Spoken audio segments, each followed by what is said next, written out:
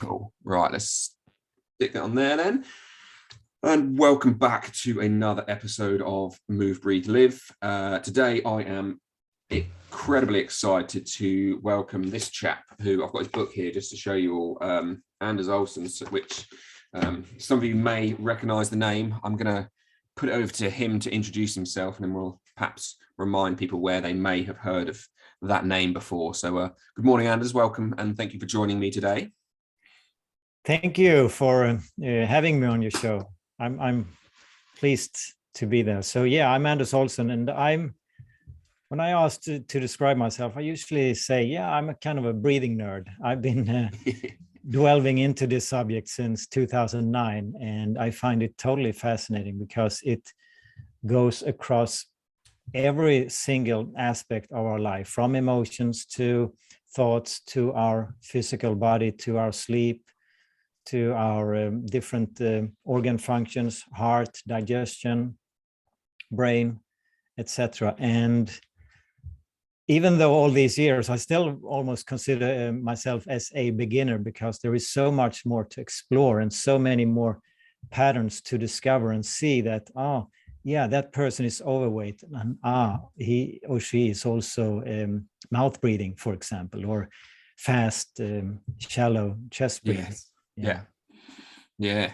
Well, I think for some of you, probably you may have heard of or come across Anders Olsson by a book by James Nestor, which is probably where most people have a lot of people have probably heard of you these days, because I mean that book seems to have just taken the world by storm. Like it seems to have been absolutely huge. And you know, you were quite a big part of that book, I think. And like you and James obviously did some experiments together to look at nasal breathing versus mouth breathing.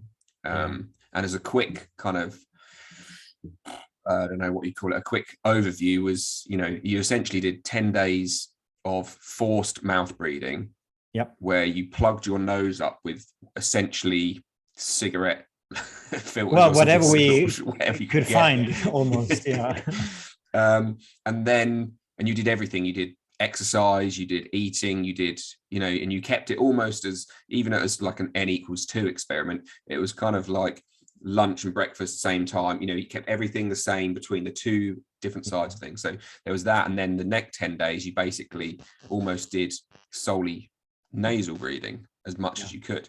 To see what would happen to your bloods, to see what would happen to your kind of vital signs, blood pressures, heart rates, SATs, etc.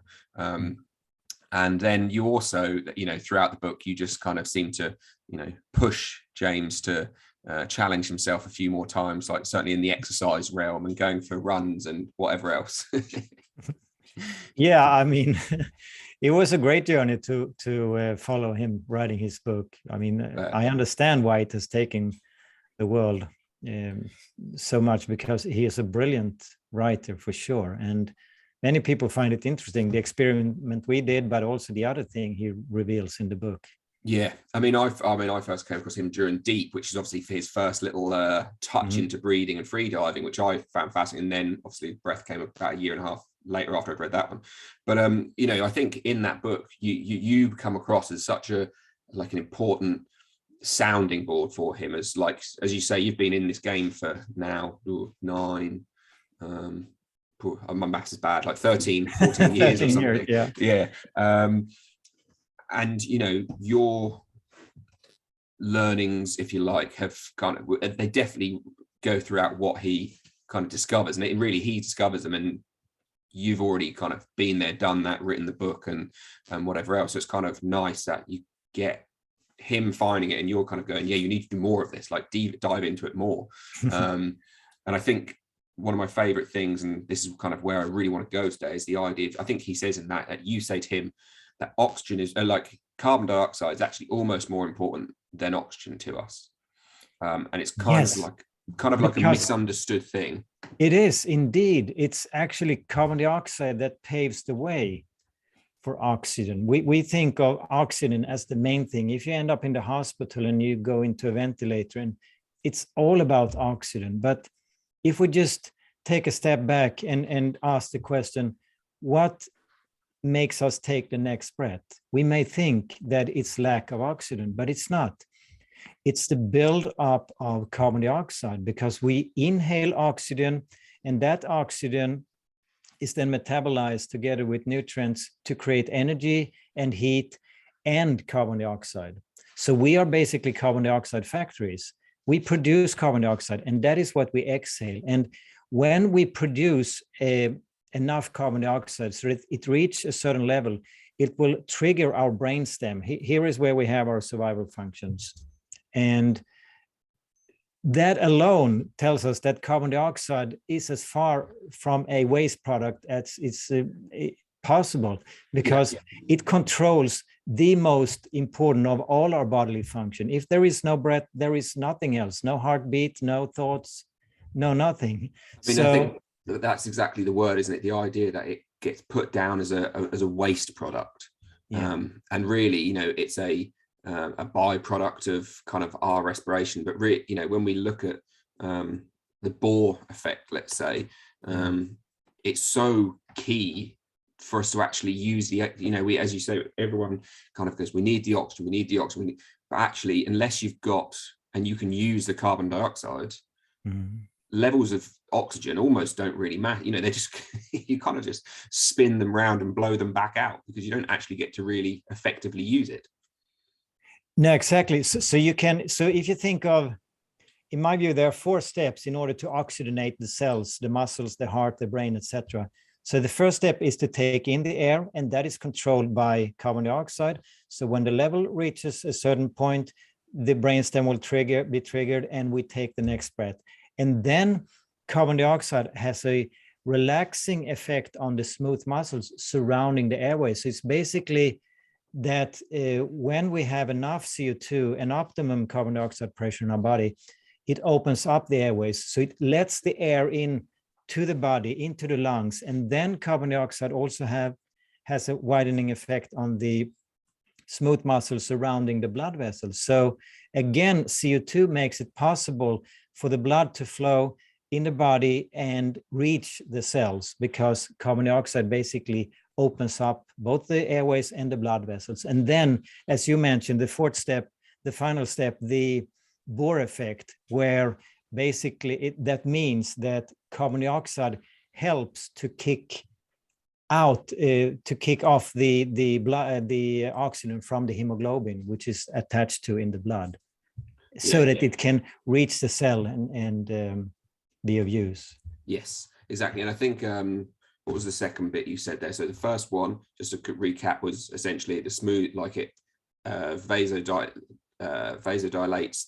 or bronchodilates, I should say, the airways. Yeah. Vasodilates the smooth, or the blood vessels. And then third one was. No, first one was to initiate the breath. Oh yeah, first one was to initiate breath. Yeah, and then the second one to open the airways, third one to open the blood vessels, essentially, and then fourth one to actually kick it across. And then when, you know, and this is so important for the first 2 in particular, well, I guess the first 2, when we look at asthmatics, or, you know, anyone with kind of respiratory conditions, how often, you know, do we end up thinking that we need the oxygen side of things, and actually we kind of try to, you get that first alert which says, I need to breathe harder, I need to breathe faster because I'm not getting enough oxygen. Yeah. And then because we do that and we blow off more carbon dioxide, so we make things worse. Yeah. So actually, there was a great study by Alicia Murray a few years ago, and she hooked up devices on people with panic attacks, with asthma, and they measured the CO2, and they noticed that 30 to 60 minutes before, which seemingly was an out of the blue panic attack or out of the blue asthma attack, something triggered.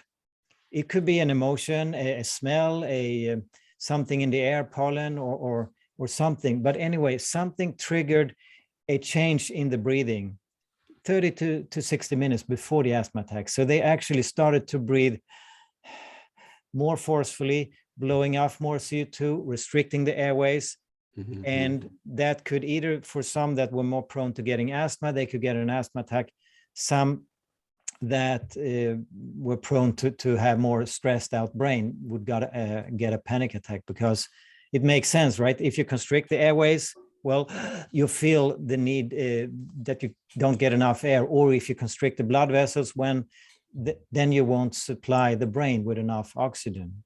And I think, I mean, coming from my experience of being in the hospital and stuff, and yeah, I'm not a respiratory nurse, I'm more coronary care and accident emergency type things, but still, I think about my training as a student nurse, let's say, and this wasn't something that was really made plain and made obvious. We were kind of chatting a little bit pressing record about allopathic medicine and the idea of, it's incredible for so many things. At the same time, it kind of misses the boat a little bit at other places.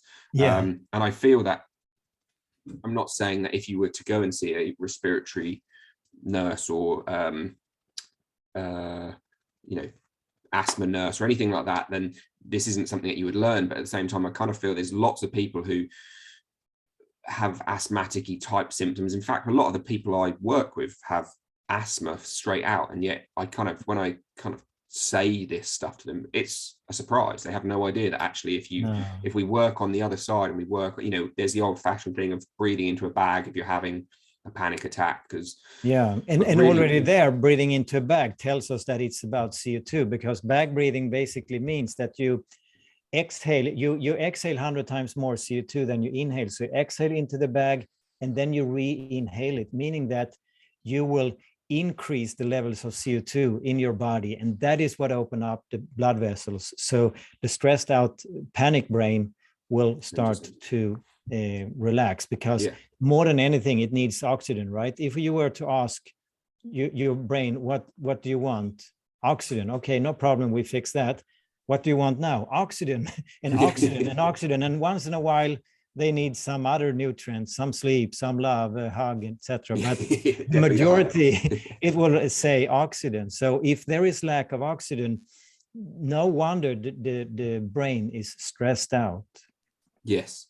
I mean, and I think that's with the work that you do with, this book, with work that James Ness has done with, I think Patrick McEwen's, probably one of the most famous kind of breathwork coaches these days, kind of with his potato clinic and everything. But that's kind of what hopefully is starting to spread a bit more, and actually is the fact that, again, probably I'll use your words, as kind of giving responsibility to people.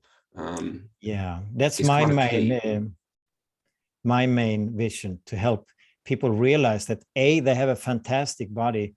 I mean, when I get the question, well, I have these lung issues, can I really retrain? Can I improve my lung function? No one would doubt, if they break their leg, whether that leg would heal or not. But that process is just amazing. That's a miracle, how the bone can grow back together. And you don't need, you just need some support, but you don't use any drugs or pills or injections. Your body just do what it is supposed to do if you give it the right environment, the right circumstances. And I think you can view it like that in every single case. If you have panic attacks, if you have asthma, if you have a lot of heart problems or other issues, sleep problems, you should first and foremost start to think what you can do yourself, because there is cause and effect. It's not a just chance that you have sleeping problems or heart problems. Of course, there is your lifestyle choices that over time would take you in a direction towards health or towards poor health. And just that realization that we are amazing, we have an amazing immune system and amazing capabilities. I can go on smoking for 30, 40 years. And if I stop smoking, my body will immediately start to heal. My lungs will start to get rid of the stuff I put in there for so long time. And I will start to feel better. I will start to improve my lung function. Yeah. I think, I think that's so, I love that, actually, the idea of the broken leg kind of healing and the lungs not. It's kind of, it is funny how when so often people have heart problems, lung problems, kind of vascular problems, anything inside that they can't, I know you can't see your leg, let's say, but it's, you can kind of quite obviously sometimes see a broken leg or ankle. And then, you know, we kind of just take for granted that that will fix and on its own. And but when it's lungs and hearts, you know, it's kind of one of those things, well, it's kind of essentially my death sentence. You know, it's my lifelong sentence now. I've kind of got asthma, COPD, emphysema, whatever it might be. And even if you can't necessarily fix, say, let's say with emphysema, like the emphysemic part of your lungs, just remembering that actually your lungs are huge. And yeah, indeed, they are huge. So if a normal breathing volume is about 6 liters per minute, a very fit athlete could breathe up to 200 liters per minute. So that's a 30 times extra power we have. So even if you have lung emphysema and you have some areas of your lungs destroyed, you can still improve your life. I remember one guy from Denmark.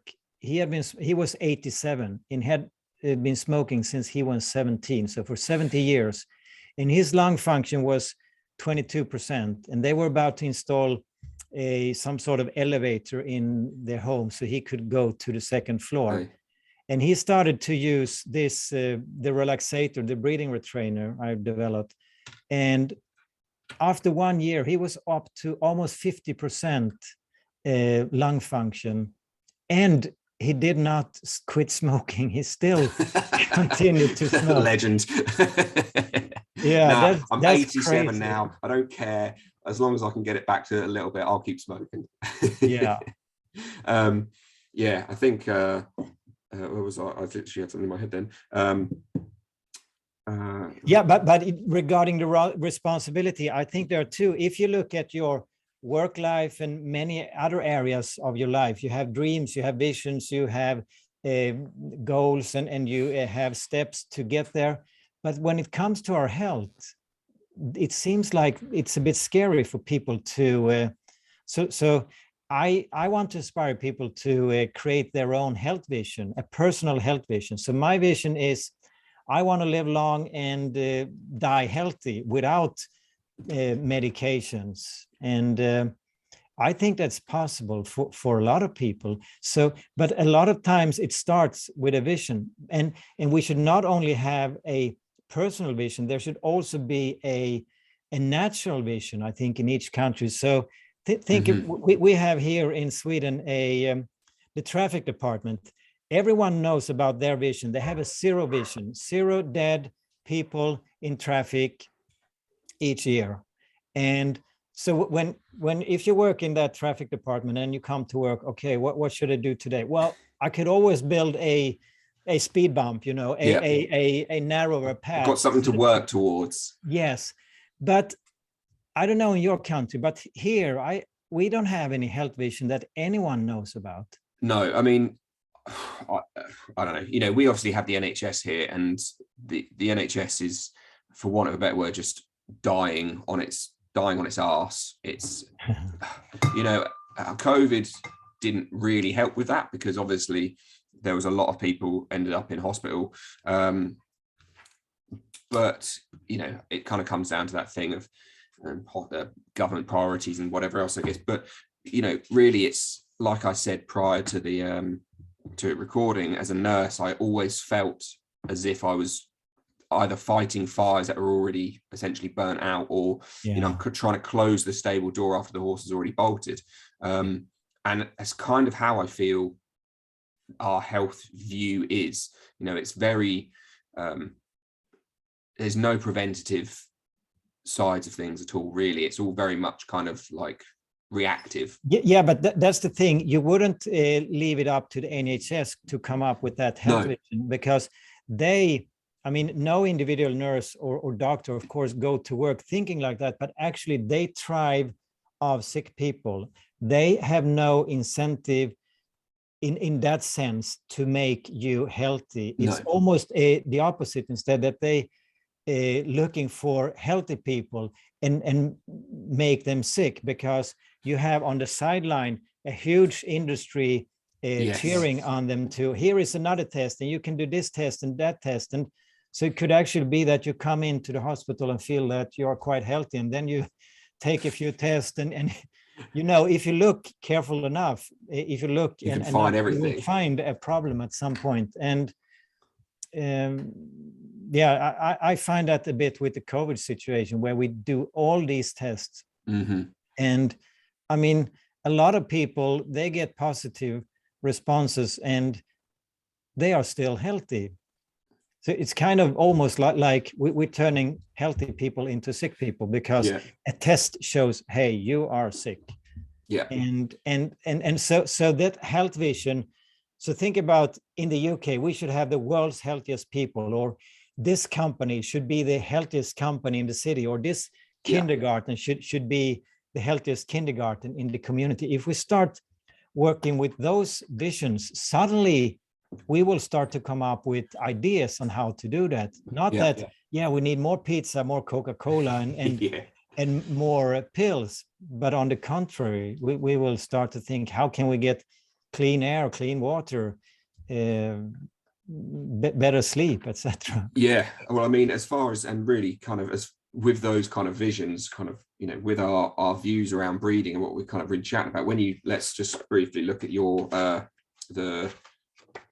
the index for your book, just to kind of give us an idea of all the subjects that maybe we can kind of, you know, breeding goes across. You know, we've got weight and how well we metabolize our foods and energies, aches, pains, fatigues, asthma, COPD, heart and circulatory function, breathing well and sleeping well, you know, teeth and facial development. I mean, that's just a quick overview of how potentially understanding, and I think this is the biggest thing as far as people being able to take responsibility, is actually having an understanding to how and why potentially breathing badly actually affects these things. Because actually no one has a clue that if you, as a kid, if you breathe badly, you'll probably end up with a shallow jaw, a narrow face, a narrow airway, potentially at least there is a higher risk. I mean, there are always many contributing factors, but since we take 1,000 breaths an hour, it has quite a huge impact. And if we look at obesity, for example, that is a real pandemic, if you ask me. And in terms of breathing, I mean, when we start to oxygenate our cells less and less because of these different impaired breathing habits, where we breathe through the mouth, we breathe shallowly, we hold our breath, we breathe too fast, etc., then we deprive our body some of the oxygen. And actually, in order to create energy, we usually use two sources of energy, either sugar, carbohydrates, or fat. And fat can only be burnt in the presence of oxygen. So if we have poor breathing, we're kind of closing the door a little bit to the fat reserves, and we are forced to use the small tank, which is about 50 times smaller, the sugar tank, the carbohydrate tank in our body, the glucose tank. The fat tank, since fat is so much more easier to store energy, it's much more efficient. It's about 50 times bigger than so it doesn't make sense to take the majority of our energy need during a day from the small sugar tank. So that goes hand in hand with breathing. So when we start to breathe more and more, we will also increase our sugar cravings, our craving basically for simple energy, which includes coffee and fast carbohydrates and energy drinks, and even alcohol. Alcohol is really a fast energy. So we get less and less complex, you can say. We are not able to deal with breaking down and use it as a source of energy, the more complex fats and proteins and complex carbohydrates. So as a human being, we become less complex in a way, which, I mean, if you watch any movie and there is someone that should be characterized as not so smart, exactly, mouth open, right? I mean, let's face that. To me, it's almost a bit of an old-fashioned insult. Do you know what I mean? You know, calling someone a mouth breather. It's a bit like kind of You know, Yeah. it's probably pretty un-PC, but you know, the old saying of kind of saying window licker or mouth breather or something along those lines of, Yeah. you know, you just kind of almost like the village idiot is a bit like a, you know, Yeah. slung-jawed, slack-jawed. Yeah. And I mean, my story, why I got so hooked on breathing was because it helped me almost in an instant. I felt the difference. I lived most of my life with in turbo mode, having problems winding down. And clearly, when I look back, yeah, when I was stressed out, I made more mistakes because I did not oxygenate my brain enough. And our brain, since it's very small, about 2% of our total body weight, but about 20% of our total oxygen consumption is used up by the brain. So obviously it's the number one organ that suffers when we have impaired breathing. Yeah. And really that, you know, with this impaired breathing, and like we said, even if, like I kind of touched on before, how overarching breathing is for so much health, you know, we kind of go from there. But then if we're sleeping badly, and again, this kind of comes back to the idea in my head of when you go to see the GP with one problem, or you've got a whole plethora of problems, and they kind of end up going, you know, well, you've got this and you've got that and you've got that, so we'll give you a sleeping pill, and then, you know, you've got, I don't know, headaches, we'll give you that, and then you've got this, we'll give you. But actually, when we begin, where, you know, with breathing, it's actually almost something which all of those things that you would potentially go to a GP for could be resolved if you are a chronic mouth breather. Hello, Douglas. If you're a chronic mouth breather and you sleep badly and you don't get enough sleep, and you end up with dry mouth and dental problems, you end up with, you know, poor CO2 tolerance, you end up being stressed, you end up being overly tired. And, you know, I think sleep is one of the biggest places where such a big change can begin to. I think so too. And referring back to the Stanford study you mentioned that I did it together with James Nestor, the major negative impact the mouth breathing has was on my sleep. Right. I started to snore 3 hours per night. We filmed ourselves so you could see. Did you film it as well? Yeah, I was twisting and turning, and we recorded the sound. And at the end, I didn't even want to go to sleep because I knew it's going to be a horrible experience, waking up 5-6 times every night, dry as a desert in the mouth, needing to go and pee, and yeah, just feeling awful. And I think that lays the foundation for our actions. Everyone knows when we haven't slept very well, we usually don't go out, exercise, we don't make the best food choices, we may end up in conflicts with our loved ones, or we're not the most creative at work, etc. So sleep is fundamentally important, and breathing is so connected with sleep, with good sleep. So that was really interesting to see that. And one of the things we measured was the sugar cravings. So I started measuring it 4 days before we blocked our nose, and I was at 1 from a scale from 1 to 10. So I had no sugar cravings at all. And the one, it was 2-3 days into the study, but then it started to increase. And the last 4 days, I was at 7 to 8 in terms of sugar cravings. So the last 4 days, I had ice cream and chocolate. In the last 2 days, also alcohol, beer and pizza. And it was so profound. It was like, don't take my pizza away from me. It's mine. I'm going to have a pizza tonight.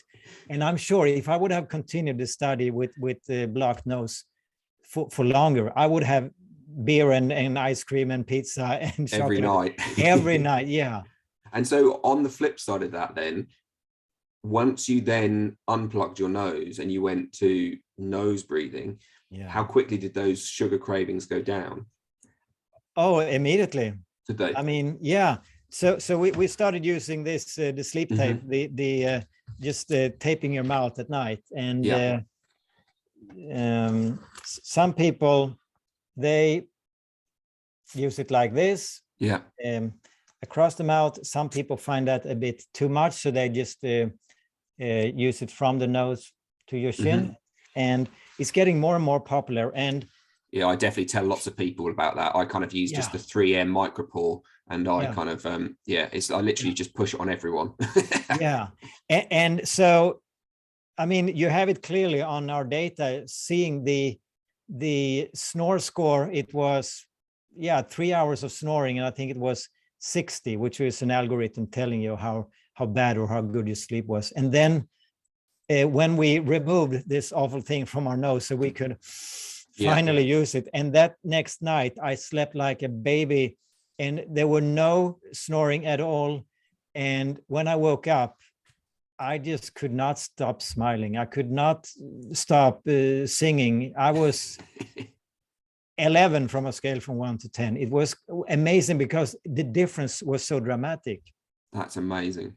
That is amazing. I thought I saw sorry, I'm just briefly trying to find this stat which I saw, because I'm just putting together a bit of a workshop for snoring and sleep apnea type thing, and understanding breathwork's role in it. And it was a seventh of the world's population, or approximately 1 billion people, are estimated to have obstructive sleep apnea. Wow. Isn't that crazy? Yeah. And you think, in your little 20-day experiment, how within 10 days you went from 0 snoring and no apneic episodes to suddenly having 3 hours a night of snoring and numerous kind of apneic episodes. I'm sure we didn't measure the apneic events, but absolutely, no doubt. Yeah. And then you kind of suddenly go, well, as soon as we go back to a healthy breathing pattern, I mean, obviously yours was deliberately blocked, but then it goes to show that actually many people do have blocked nostrils and blocked sinuses to. Yes. So for me, maybe it was easy. For someone else, if you're overweight, that won't go away from one day to the next, right? And overweight on the outside means overweight on the inside. And if it sits here in the throat, that's a bottleneck. And surely when we lay down. So that's a reason why many people snore. And alcohol is another reason. I think one of the reasons why we love so much to drink alcohol is because it's relaxing effect.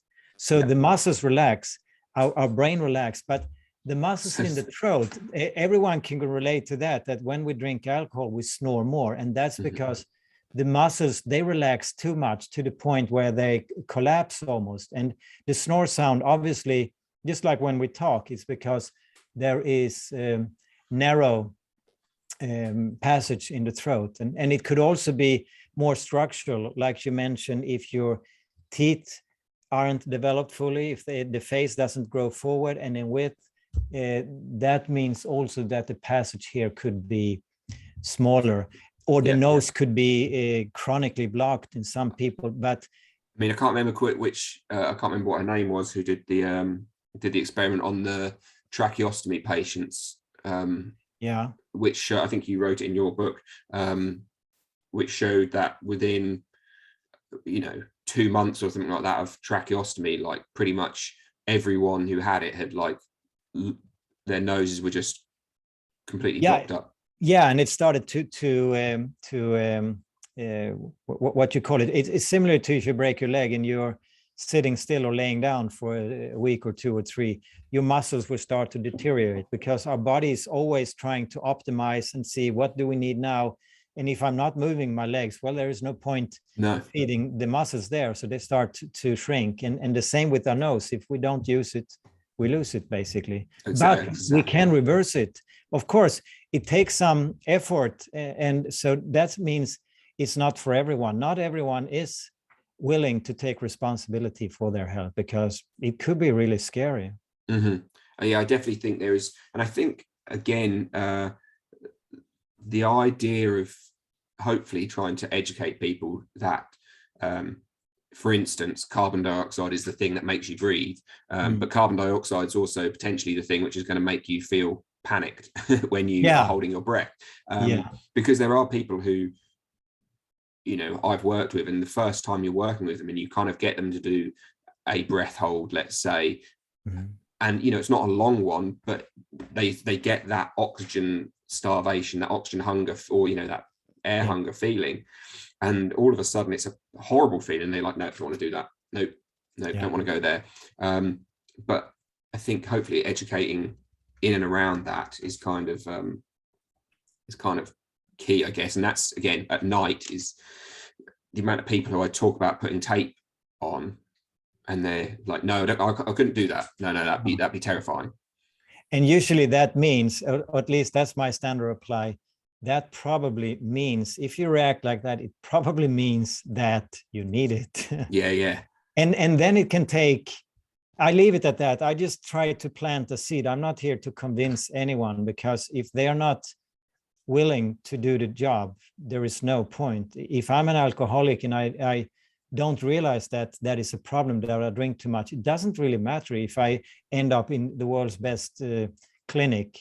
I still, if I don't own that I have a problem, I can't really start my journey. So it could take a year or even longer before they actually start to take, before this planted seeds start to grow and they are ready to. And that's the thing, I think, is I've definitely had people who, when I've kind of mentioned it or said it's been a bit of a joke and a bit of a laugh it off, and then actually you find out. I mean, there's one chap who commented on one of my posts the other day, and I had no idea. I mean, I used to teach him yoga about pre-COVID, and he commented and said, oh, I've been taking my mouth for the last year now, and it's completely changed my sleep. It's completely changed everything. All of the breathing stuff I've learned from you over blah, blah, blah.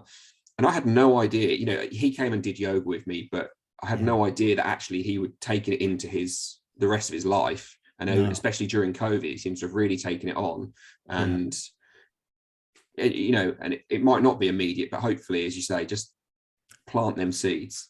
Yeah, and it's beautiful, and especially this taping them out. It's such an easy biohack, as well as just going out for a walk with closed mouth and just do nasal breathing. It's another super easy biohack that you can apply immediately, and the benefits usually come quite soon. I mean, as for me, as like it's probably my biggest tip I give to just about anyone is, you know, I personally think walking is just an underrated activity anyway, but you know, just go out and breathe through your nose, and then every now and again just kind of just hold your breath for a few steps, count 5 steps, 10 steps, just until you feel a little something, nothing strong, and then just breathe back and ignore it, and then just do something else, you know, just focus back on nature and whatever else for a while, and then chuck in another short breath hold. And something as simple as that could actually be such a free, like, life-changing.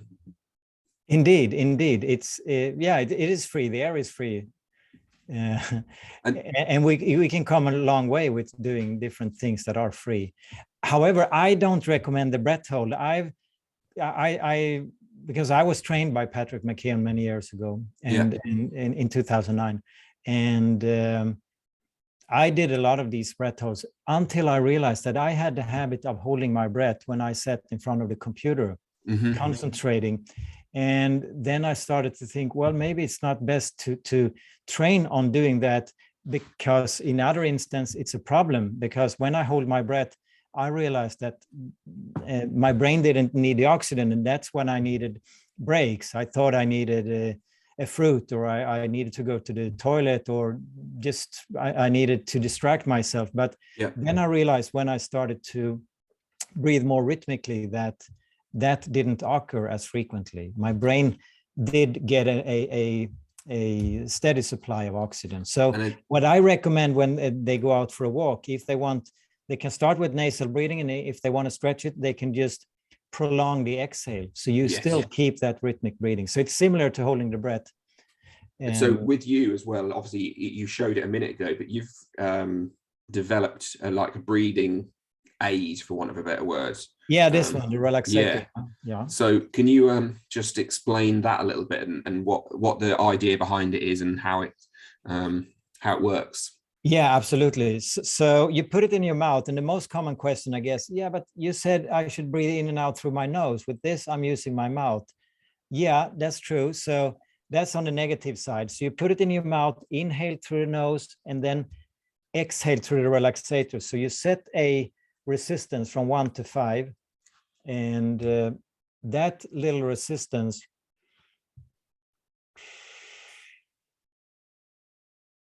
will help you to prolong your exhalation. So if the negative side is that, yeah, you will exhale through your mouth, but on the positive side, you will slow down your breathing, you will create diaphragmatic breathing, you will create a rhythmic breathing, you will increase the pressure in your sinus cavities and also in your lungs. And with that, I guess if you're increasing that pressure throughout the sinus cavities and prolonging that exhale, then when you're breathing in, there's going to be the increase in nitric oxide as well, which is going to then help to unblock and clear the sinuses a bit as well.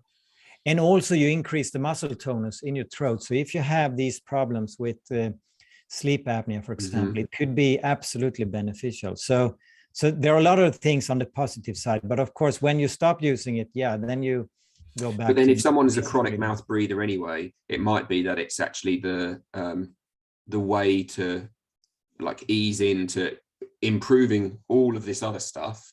I think actually allows for, better carbon dioxide tolerance, better nitric oxide, better kind of attention on the breathing, especially if you've got something. I always kind of feel that if you've got something kind of tangible and there's a kind of something you can feel and be aware of, actually your ability to stay focused is so much easier as well.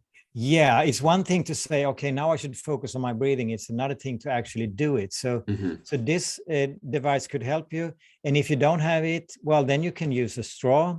You can do pursed lip breathing where you I think that's what they call that. Like, I think the Papworth breath or something similar to that, isn't it? That they use with maybe emphysema patients or lung patients. I think there's a pretty much just a pursed exhale, prolonged exhale. Yeah. And you can also do the that kind of ujjayi breath.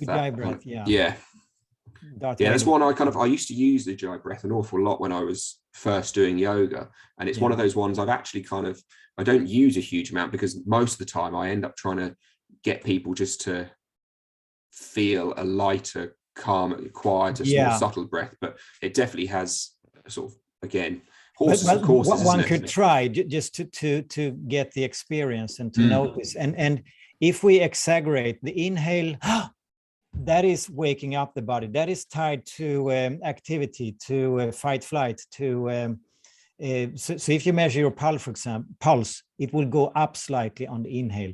There is a lot of muscle activity, while the exhale is the opposite. For example, we sigh in relief. The danger is over, and we exhale, implying that we have hold our breath and tensed up, and then we relax. So when you measure the pulse, on the exhale, it goes down. And there is, if you're breathing in an efficient way, then there is no real muscle movement. The diaphragm is just going back to its resting position. The same with the muscles in your chest. Yeah.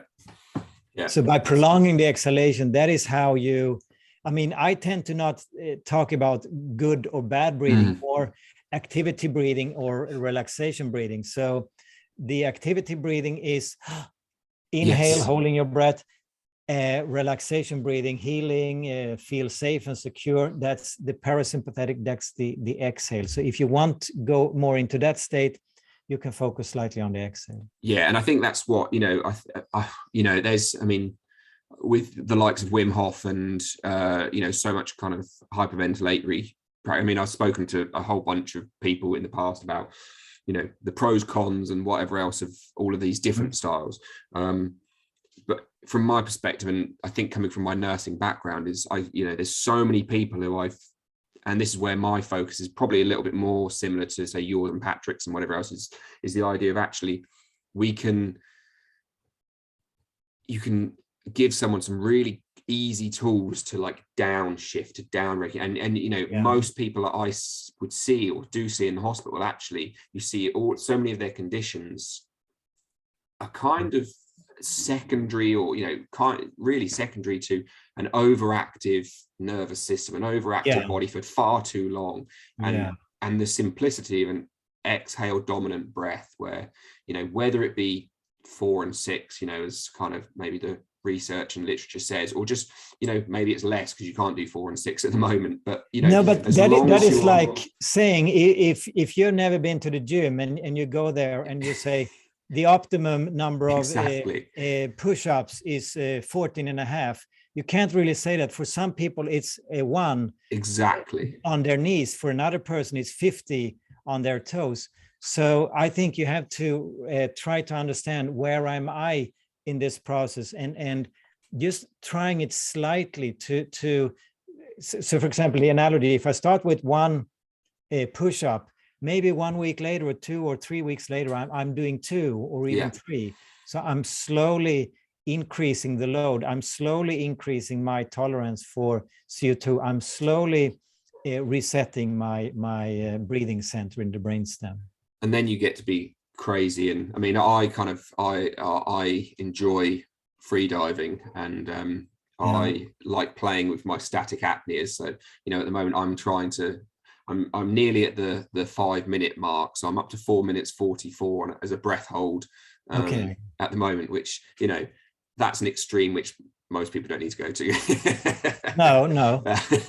But again, it's exactly the same premise of when I first started, I hit 2 minutes and I thought it was the craziest thing ever that I could comfortably hold 2 minutes breath hold.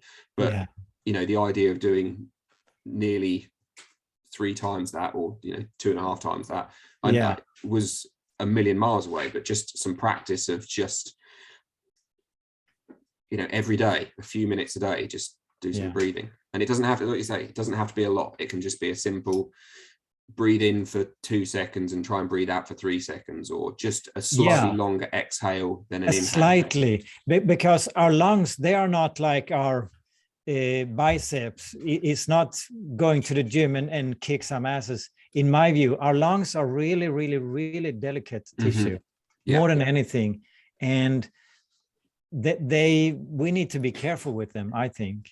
But of course, I've done a lot of the Wim Hof breathing as well, and I can see the benefits. And if you watch his videos on YouTube, and there have millions of views and tons of comments with people saying that it has changed their life. Yeah.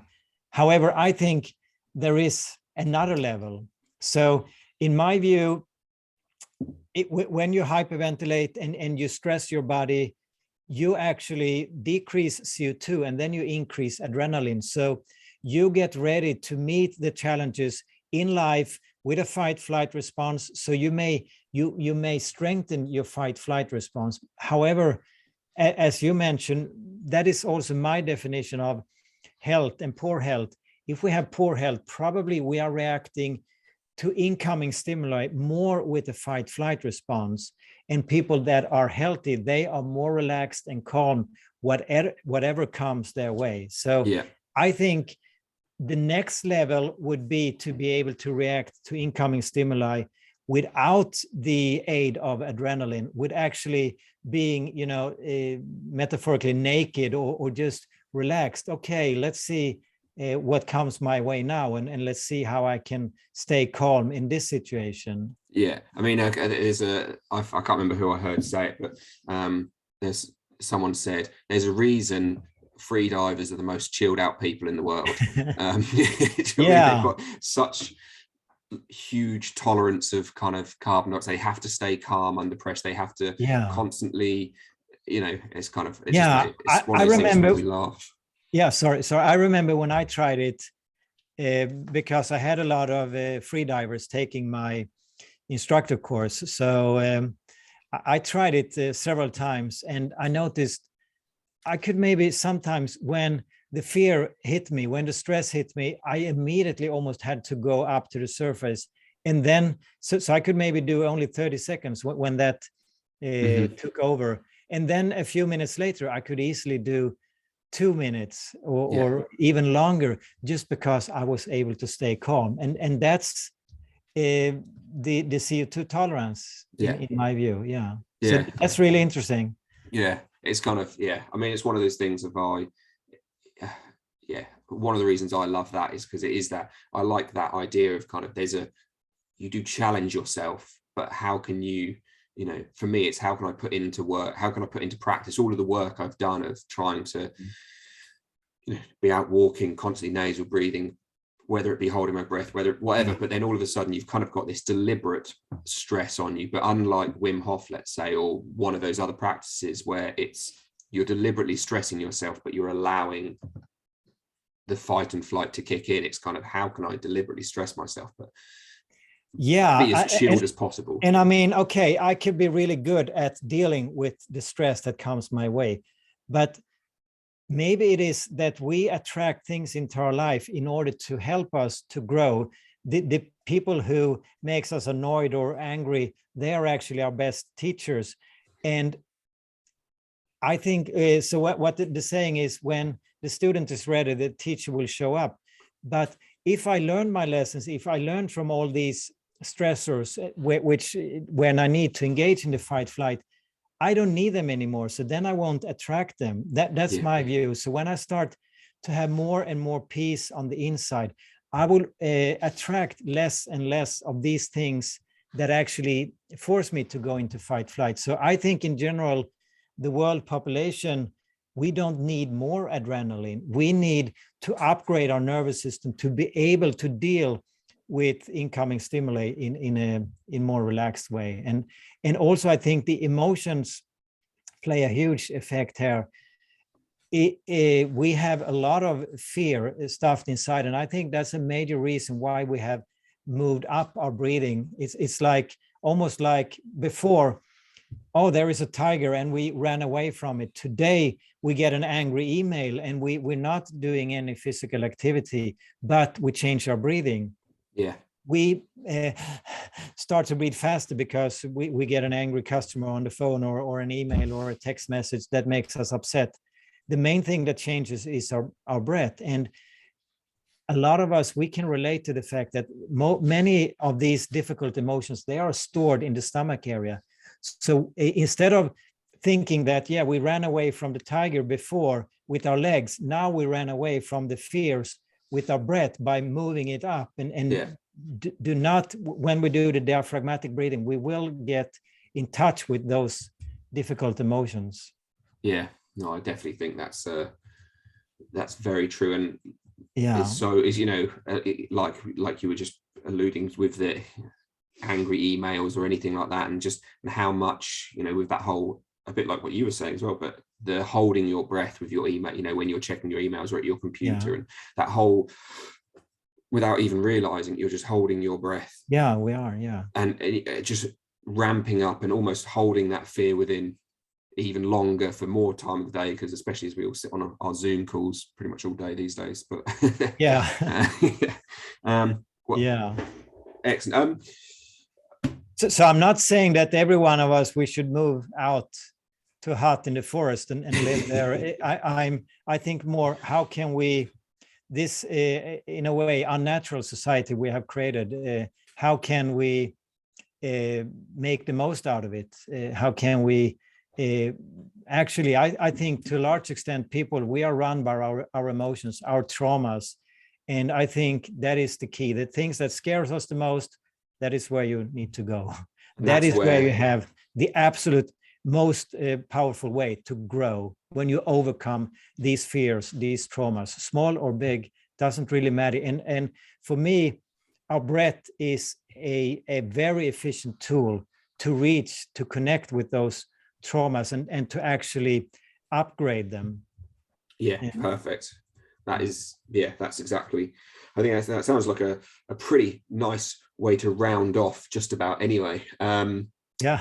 But before we do, of course, it's the end of the podcast, so I like to put it over to my experts and ask them to offer a little piece of advice maybe that people can take away. As I kind of like to say, this podcast is called Move, Breathe, Live, and I'd like people to hopefully live a happier, healthier life. And I am of the opinion that if we can move better and breathe better, that's actually pretty much two rather big parts that make us live a happier, healthier life. So have you got anything that people who have just listened to this can go, okay, I'm going to put that into practice, I'm going to go give it a go? Yeah, I mean, apart from the things we have discussed, taping your mouth at night, doing physical activity with closed mouth, and maybe prolong your exhalation, whether the aid of a relaxator or pursed lip breathing or whatever. I think also the attitude is so important, and this personal health vision. So if quoting JFK, he said, ask not what your country can do for you, ask what you can do for your country. If we rephrase that slightly and say, ask not what the hospital can do for you, ask what you can do to avoid ending up needing the pills, the surgery, the syringes and other aids that's available in the hospital sector.